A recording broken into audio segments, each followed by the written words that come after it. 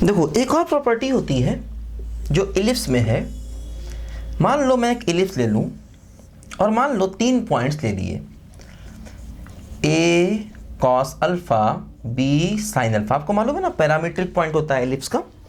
मान लिया मैंने इलिप्स ये है x square by a square y square by b square बराबर 1, है ना। ये मान लीजिए मेरा इलिप्स है।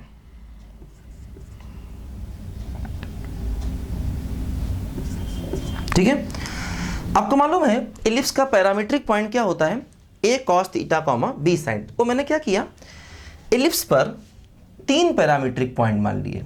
ये ले लिया ए कॉस बीटा और बी साइन बीटा, और देखो ये ले लिया क्या, ए कॉस गामा और बी साइन गामा।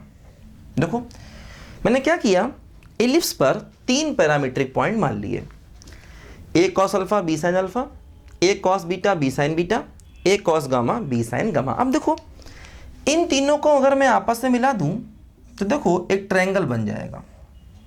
ठीक है, अब हम इस ट्रायंगल का एरिया निकाल सकते हैं, है ना, ट्रायंगल का एरिया।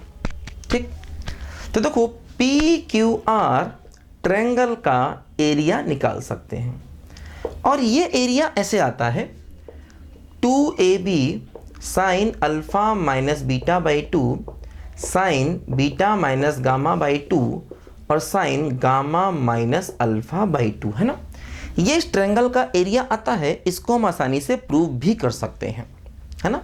अगर हम इलिप्स पर 3 पॉइंट ले लें तो देखो ये ट्रायंगल का एरिया बनता है। जैसे आपको मालूम होगा एरिया ऑफ ट्रायंगल निकालने का फार्मूला जैसे क्या होता है, मान लो अपने पास एक ट्रायंगल है ABC, इसका कोऑर्डिनेट है x1 y1 और ये मान लो है x2 y2 और ये मान लो है x3 y3।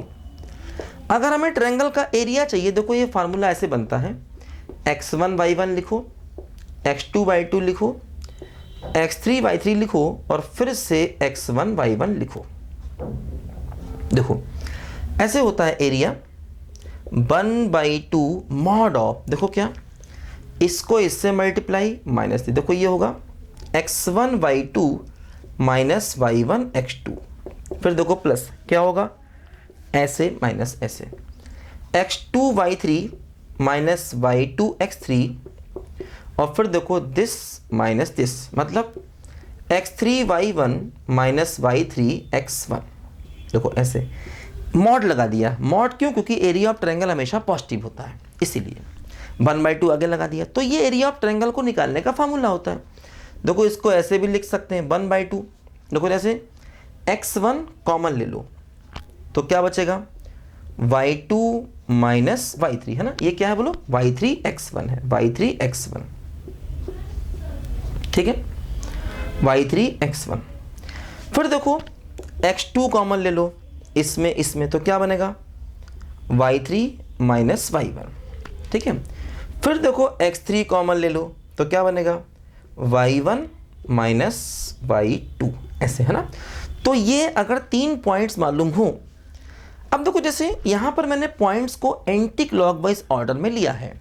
अगर ऐसा करते हैं तो फिर हमें ध्यान देना मॉड लगाने की ज़रूरत नहीं है ना। मॉड लगाने से एरिया पॉजिटिव मिलता है। अगर हम पॉइंट्स को एंटी क्लॉकवाइज लेंगे तो मॉड लगाने की ज़रूरत नहीं पड़ती, एरिया वैसे ही पॉजिटिव आता है ना। और अगर इसका ध्यान ना रखें क्लॉकवाइज और एंटी क्लॉकवाइज का तो मॉड लगा दें। तो खैर ये ट्रायंगल के एरिया का फार्मूला ऐसे ही याद कर सकते हैं। ट्रायंगल क्या, अगर मान लो क्वाड्रिलेटरल होता तो भी ऐसे ही करते। क्या करते हैं, पहले लिखते हैं x1 y1 फिर x2 y2 फिर x3 y3 फिर x4 y4 फिर से x1 y1 और यही प्रोसेस लगाते, this into this minus this into this last तक, है ना। तो अगर ट्रायंगल का एरिया निकालना तब भी इससे निकल जाएगा। अगर मान लो क्वाड्रिलेटरल का एरिया चाहिए तब भी यहीं से निकल जाएगा। क्वाड्रिलेटरल में क्या होगा, 4 कोऑर्डिनेट्स होंगे, तो x1 y1 x2 y2 x3 y3 x4 y4 फिर से x1 y1, फिर प्रोसेस लगा देंगे ये वाला, आगे 1/2 उसमें भी लगा देंगे तो क्वाड्रिलेटरल का एरिया मिल जाएगा। ठीक, तो खैर हम इस प्रोसेस से इस ट्रायंगल का एरिया निकाल सकते हैं और वो ये एरिया ये आएगा। इसको हम याद रखें तो अच्छा है, और चाहे तो आप इस प्रोसेस को प्रूव भी कर सकते हैं, है ना। तो ये ट्रायंगल का एरिया आएगा, इसको हम याद कर लें, है ना। 3 पॉइंट्स अगर हमारे पास हैं और ये प्रोसेस लगाएं तो ये ट्रायंगल का एरिया आएगा। थोड़ा साइन कॉस के फार्मूले यूज़ करने पड़ेंगे, करके देखना आप लोग, है ना। ट्राई करना आप लोग, नहीं होगा तो बता देंगे बाद में, कोई दिक्कत नहीं है ना। आप लोग ट्राई करना, ये कोऑर्डिनेट लेना और एरिया ऑफ ट्रायंगल का फॉर्मूला लगाना, तो देखो ये एरिया ऑफ ट्रायंगल मिल जाएगा, है ना। इसे प्रूव करके देखना आप लोग, नहीं होगा तो बताएंगे, ठीक है। देखो ध्यान दो, जैसे हमने अल्फा लिखा है ना, तो ये अल्फा क्या होता है, अल्फा होता है इस पॉइंट का एसेंट्रिक एंगल।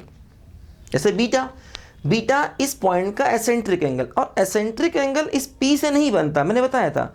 एक वो ऑक्सिलरी सर्कल लेते हैं, उसको इससे मिलाते हैं, तो एसेंट्रिक सर्कल ऑक्सिलरी सर्कल्स के पॉइंट का एंगल होता है। एक बार ध्यान से पढ़िए, मैंने बताया था, जैसे अल्फा इसका एसेंट्रिक एंगल है, तो अल्फा इसका पी का एंगल नहीं होता, वो अल्फा एक और पॉइंट होता है क्यू, उसका एंगल होता है। ये मैंने आपको डिटेल से बताया था एसेंट्रिक एंगल क्या होता है, एक बार अपने नोट्स को रिवाइज करिए तो आपको याद आएगा। लिखो जरा ध्यान से यहाँ पर,